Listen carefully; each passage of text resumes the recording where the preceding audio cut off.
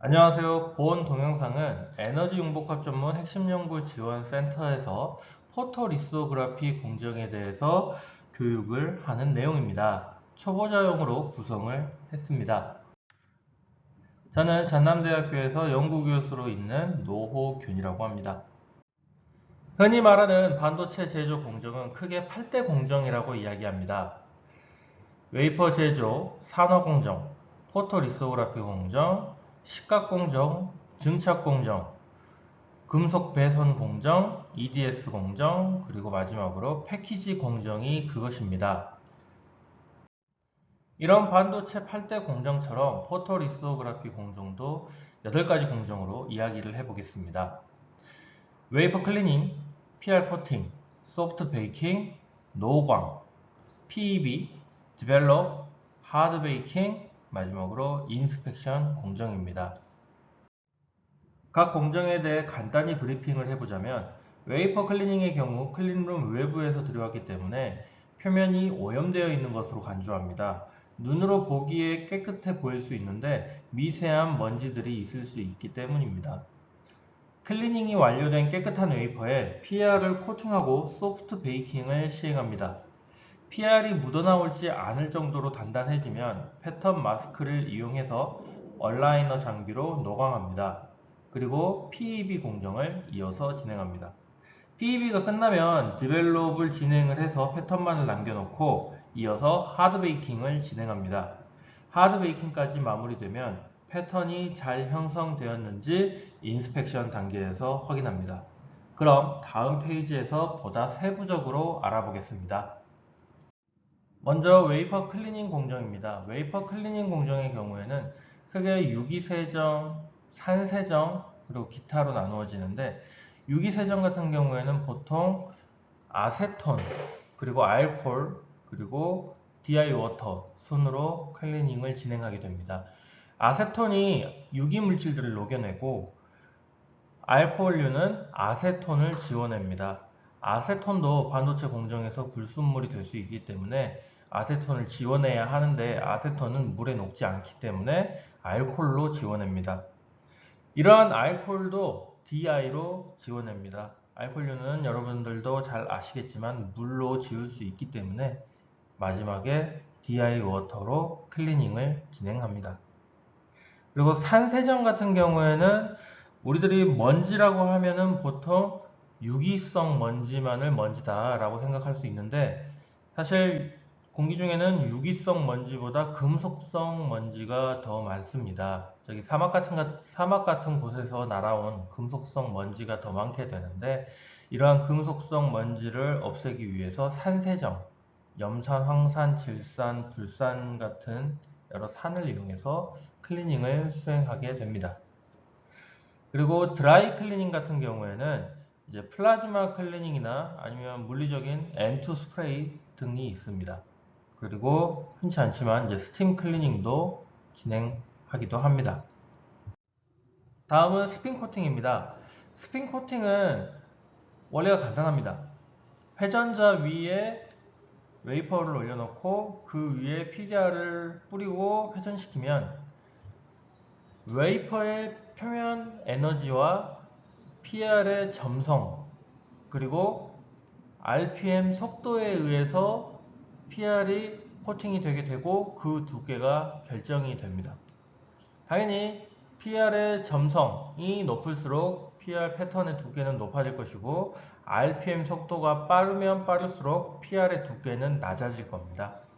이 외에도 다른 코팅 방법으로는 가장 초창기 때 이용이 되고 간단하기 때문에 현재도 많이 이용이 되는 딥 코팅, 담궜다가 빼는 방식입니다.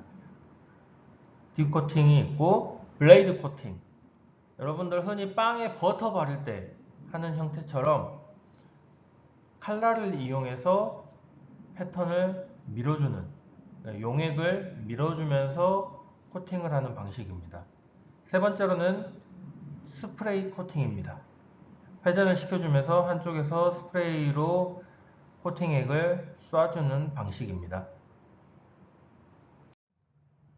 스핀 코팅을 통해서 표면에 일정한 두께의 PR을 형성했다면 그 다음은 소프트 베이킹을 통해서 그 물엿 같은 상태를 단단한 형태로 굳혀주게 됩니다.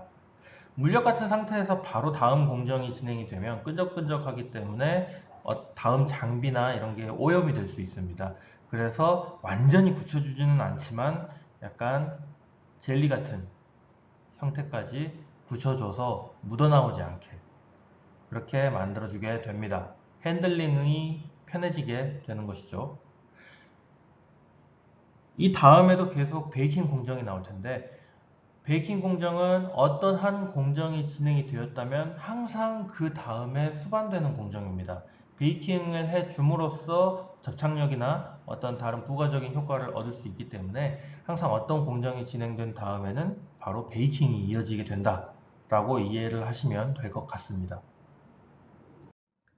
다음으로 노광 공정입니다. 노광 공정은 빛을 이용해서 마스크에 있는 패턴을 그대로 찍어내는 공정입니다. 어렸을 때 해봤었던 고무 판화처럼 말이죠. 내가 원하는 패턴의 선폭이 마이크로미터보다 크다. 그럴 경우에는 얼라이너라는 장비를 나노미터 단위이다. 이럴 경우에는 스태퍼라는 장비를 사용합니다. 두 장비는 많은 차이점이 있지만 가장 큰 차이는 렌즈가 있어서 상을 축소시킬 수 있느냐입니다. 노광에 이용되는 빛은 기본적으로 UV, 자외선을 이용합니다. 기술이 발전함에 따라 패턴이 작아지게 되고 패턴에 이용되는 빛도 점점 단파장 쪽으로 이동하게 됩니다. 현재 수 나노미터 크기의 패턴을 만들 경우에는 약 13.5나노미터의 파장을 가진 EUV를 주로 이용하고 있습니다. 앞서 말씀드린 것처럼 어떤 공정이 진행된 후에는 반드시 베이킹 공정이 따라오게 됩니다. PEB, Post Exposure Baking은 말 그대로 노광 후 굽기라는 공정으로 빛은 정상파이기 때문에 흔들리는 형태의 파형을 갖게 되는데 노광 시 그 형태가 PR 패턴의 벽면에 그대로 남게 됩니다. 여기 예시로 나와 있는 사진들처럼 말이죠. 이게 점점 작은 패턴을 형성해야 할 때 단파장 빛을 쓰게 되는 이유입니다. PEB 공정은 PR의 벽면이 이렇게 울었을 경우에 매끈하게 펴주는 역할을 합니다. 더불어 기판과 PR의 접착력을 향상시켜서 공정 안정성을 높이는 역할을 합니다. 다음은 디벨롭 공정입니다. 앞서 우리는 마스크를 이용해서 어떤 부분은 빛이 닿고 어떤 부분은 빛이 닿지 않게 선택적으로 노광을 했습니다. 우리가 이용한 PR은 크게 포지티브 PR과 네거티브 PR이 있는데 포지티브 PR의 경우에는 기본 상태가 고분자 상태입니다. 그런데 감광액, PR은 감광액이죠. 빛과 반응한다. 네, 폴리머가 빛과 반응해서 저분자 상태로 바뀌게 됩니다. 즉 빛을 받은 부분은 저분자가 되는 거고 빛을 받지 않은 부분은 기본 상태인 폴리머, 고분자 상태로 있게 되는 거죠. 우리가 디벨로핑 단계에서 이용하는 물질을 디벨로퍼라고 합니다. 이 디벨로퍼는 저분자만을 선택적으로 녹여냅니다. 고분자를 녹이지 못합니다. 따라서 빛을 받아서 상이 바뀐 부분만을 디벨로퍼는 녹여내게 됩니다. 네거티브 PR의 경우에는 기본적으로 저분자입니다. 하지만 빛을 받게 되면 중합을 일으켜서 고분자로 바뀌게 되는 거죠. 이래서 포지티브 PR과 네거티브 PR은 서로 상이 역상입니다. 즉 디벨로퍼는 저분자만을 선택적으로 녹여낸다. 그렇기 때문에 패턴이 가능하다라고 이해를 하시면 될 것 같습니다. 네, 무언가 공정을 진행을 했기 때문에 역시 함께 수반되는 공정으로 베이킹이 따라오게 됩니다. 이번 베이킹은 하드 베이킹이라고 합니다. 앞서 진행했던 소프트 베이킹 그리고 포스트 익스포저 베이킹과는 다르게 하드 베이킹은 이제 모든 패턴이 완성이 되고 옐로우룸 바깥으로 나가기 위해서 완전히 단단하게 굳혀주는 공정입니다. 높은 온도에서 장시간 굳혀줘서 마치 콘크리트처럼 단단하게 만들어주는 공정입니다. 자, 이제 우리는 앞선 공정을 통해서 내가 원하는 어떤 패턴을 만들었습니다. 이 패턴이 제대로 만들어졌는지 확인하기 위해서 인스펙션 공정을 가장 마지막에 시행하게 됩니다. 인스펙션 공정을 통해서 어떤 결함부가 있는지, 선폭은 제대로 만들어졌는지, PR이 뜯어지는 곳은 없는지, 혹은 PR이 어디가 끊어진 곳은 없는지, 기타 등등 이러한 결함이 있는지, 불량품이 있는지를 확인을 하는 게 마지막 인스펙션 공정입니다. 인스펙션 공정이 끝나게 되면은 웨이퍼는 옐로우룸 바깥으로 나가서 연계되는 다음 공정이 진행되게 됩니다. 여기까지가 포토리소그라피 공정입니다. 초보자분들을 대상으로 하는 내용인지라 내용이 많이 간략화되어 있고 또 약간의 비약도 섞여 있는 것 같습니다. 보다 자세한 내용을 원하신다면 전남대학교의 코어센터를 찾아주시면 될 것 같습니다. 저희 센터에서는 다양한 반도체 교육 커리큘럼을 통해서 반도체 전문가 양성을 지원하고 있습니다. 많은 관심 부탁드립니다. 감사합니다.